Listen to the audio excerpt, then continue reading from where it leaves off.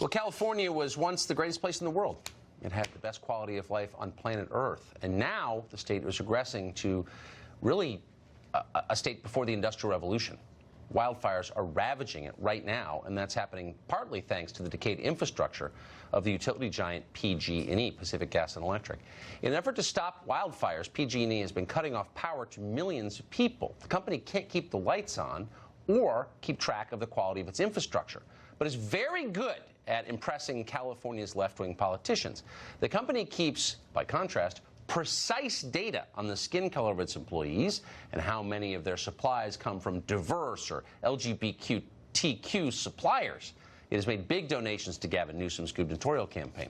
So state leaders haven't minded too much as the state reverts back to essentially the Middle Ages, on fire with no electricity. Dave Rubin lives in the state of California. He hosts the Rubin Report on YouTube, which requires electricity, and he joins us tonight. So, Dave, thanks so much for coming on. You moved to California because it's a beautiful place, and I agree with that. You've seen it really degrade in the time that you've been there, but PG&E strikes me as almost a metaphor for the destruction of the state. So here's the utility, which doesn't really know anything about its own infrastructure, but knows everything about the race of its employees. How did we get there?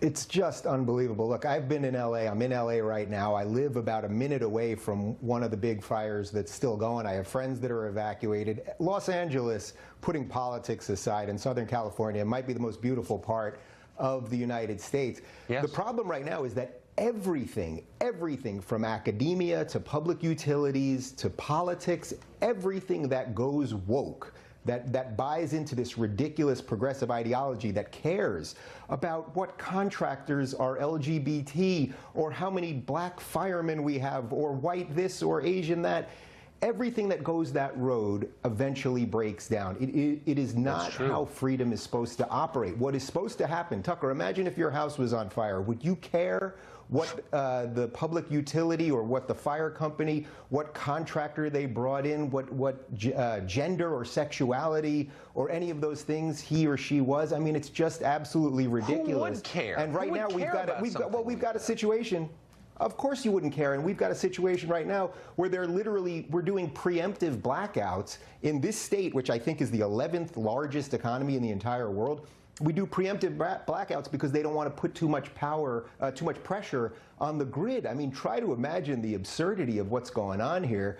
And I hate to tell you, but we just don't have enough clear thinking, say, more libertarian or conservative-minded people in California to fight what the progressives are doing to the state. But if you can't keep the lights on and you can't keep the place from burning down, you've reached the point where there's no kind of lying about it anymore. Like, it's fallen apart. It's a disaster. It's not civilized anymore.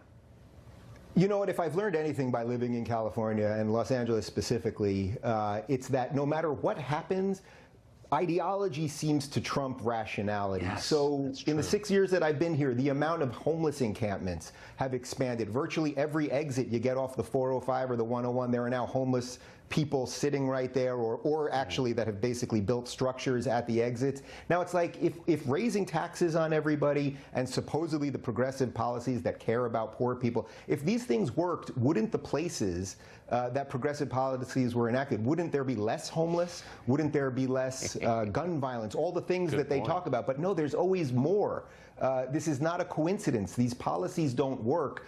But if you just don't really think about them, if you think, oh, we just have to throw money at things, and they magically get better while you do whatever you want to do in your life and don't want to really think about the issues, then it all works. And that's what we all have to fight. I mean, everyone across the country, because, you know, I travel the country often and people will say to me, Dave, you got to stop the people from California moving here to Utah or moving here to Denver or moving here to Texas, because then they bring the bad policies of California elsewhere.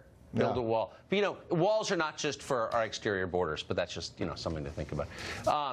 Dave, great to see you. Well, can I at least get on your side of the wall? Yeah, join us here anytime in the swamp. Good to see you tonight. Thank you. Thanks, Tucker.